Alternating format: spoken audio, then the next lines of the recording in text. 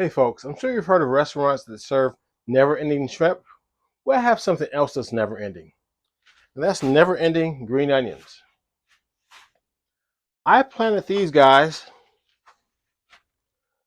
from basically from some green onions that I had bought. Now this one here hasn't quite done anything, but I planted 8 of them, 9 of them. This one here took off initially, then that one, then that one, then that one, and that one.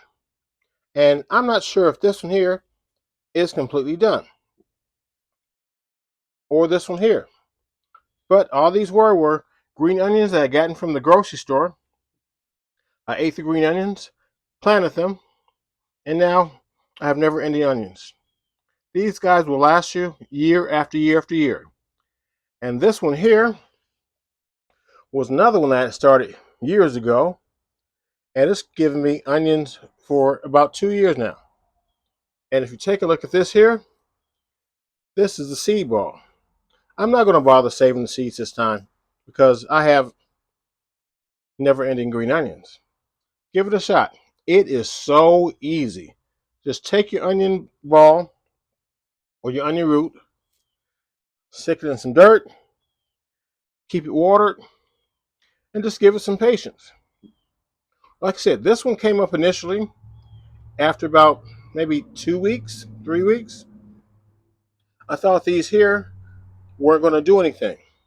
And I came back out the other day, and this is what I have.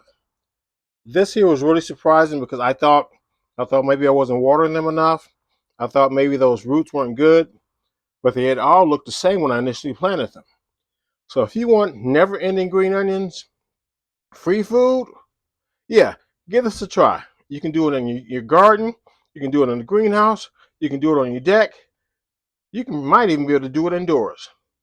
But I haven't tried that before, so I'm not going to guarantee that.